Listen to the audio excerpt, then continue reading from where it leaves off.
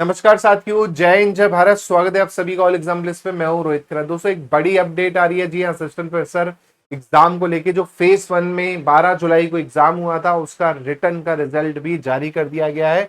कौन से सब्जेक्ट का रिजल्ट आ गया है रिटर्न एग्जाम का? तो यौगिक विज्ञान का यहाँ पर रिजल्ट जारी कर दिया। आप सोच लीजिए, अभी एक महीना भी नहीं हुआ है एग्जाम कंप्लीट करवाए, और यहाँ पर आयोग इतना तेजी में है कि उसने यहाँ पर क्या दे दिया है, यौगिक विज्ञान का रिजल्ट भी दे दिया। और बाकी सब्जेक्ट जो हैं वो भी पीछे पीछे आप देखेंगे, आजकल एक दो दिन में उनका भी रिजल्ट जल्दी ही जारी हो जाएगा।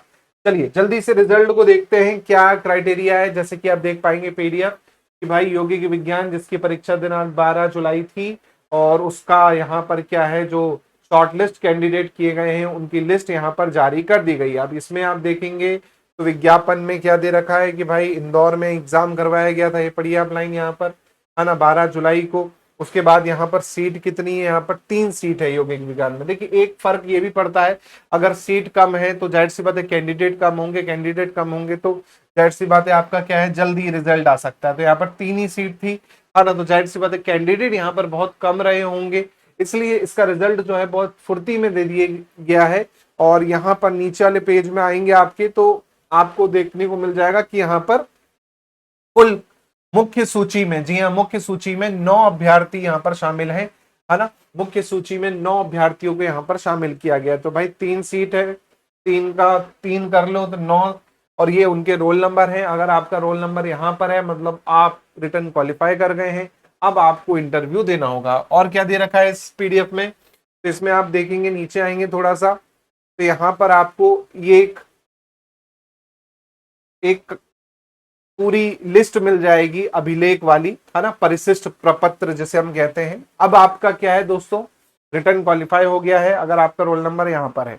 अब आपको क्या करना है, ये पूरा का पूरा डॉक्यूमेंट जो इस लिस्ट में मेंशन है वो आपको आयोग भेजने होंगे। अब आप देख पाएंगे यहाँ पर, तो यहाँ पर आपका क्या है, डैफ है। तो देखिए डैफ है, यहाँ पर आपका 5 मूल प्रति भेजना है, फिर ऑनलाइन आवेदन की प्रति भेजना है, फिर एडमिट कार्ड भेजना है, फिर उपस्थिति पत्रक भेजना है, व्यक्तिगत विवरण 2 मूल प्रति भेजना है, अनुप्रमाणन फॉर्म भेजना है ना। इसके अलावा घोषणा पत्र यहाँ पर आपको भेजना है अगर आपका वो नहीं हुआ है।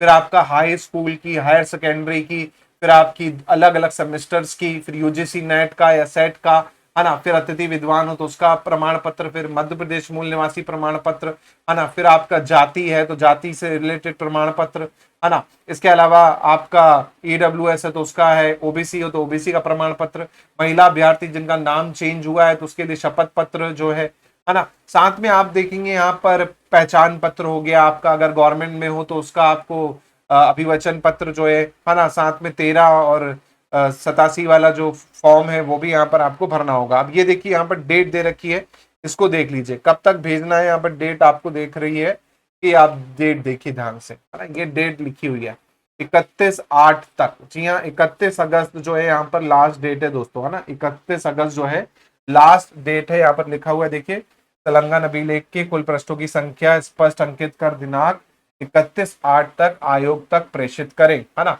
अब 31/8 लास्ट डेट है, उसके पहले ही आप कोशिश करें कि आप आयोग जाके दे दे, या फिर डाक से भिजवा दे या पोस्ट से भिजवा दे।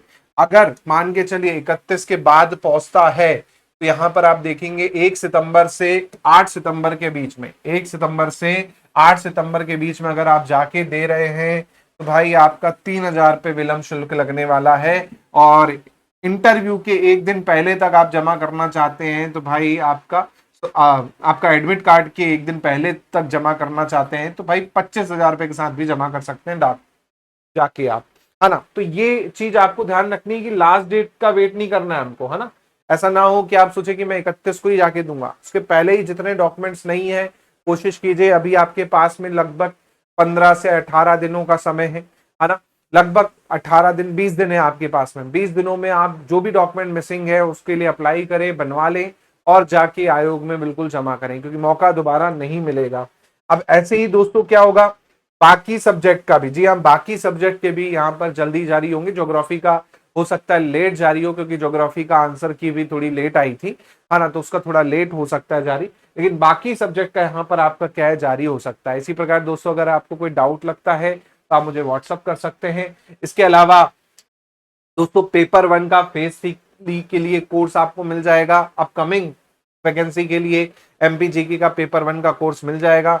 अंतिम प्रहार बैच है दोस्तों, वो भी आप लेना चाहे तो ले सकते हैं। साथ में अगर ये वाला पेपर आपका अच्छा नहीं गया है, फिर से कह रहा हूं, ये वाला पेपर आपका अच्छा नहीं गया है और असिस्टेंट प्रोफेसर बनना चाहते हैं तो 2107 पदों पर यूपी में असिस्टेंट प्रोफेसर आने वाली है, यूपी शिक्षा विभाग वाली, है ना, जिसमें 2107 पदों पे होंगे। एग्जाम आपका अक्टूबर नवंबर तक जा सकता है ना, जिसमें जीके जीएस आपका आएगा, इंडियन हिस्ट्री है, इंडियन पॉलिटी है, इंडियन इकोनॉमी है ना, टीचिंग, रिसर्च, आईसीटी, एनवायरनमेंट, ये वाले टॉपिक यहाँ पर लगे हुए हैं।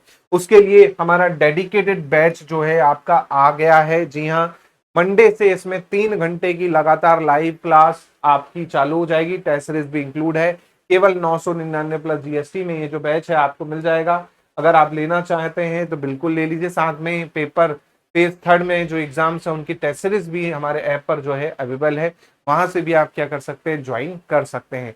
कोई डाउट लगता है तो आप कमेंट में जरूर बताएं। और ऑल दी बेस्ट जिनका रिटर्न क्वालिफाई हो गया है, और जिनका नहीं हुआ है तो दिल छोटा मत कीजिए, क्योंकि अभी यूपी में बम्पर वैकेंसी है और असिस्टेंट प्रोफेसर की फिर से एक बार एमपी में आएगी, तो उसके लिए तैयारी में बिल्कुल लगे रहें। मिलता हूं मैं आप लोगों से नई अपडेट में। जय हिंद, जय भारत, धन्यवाद।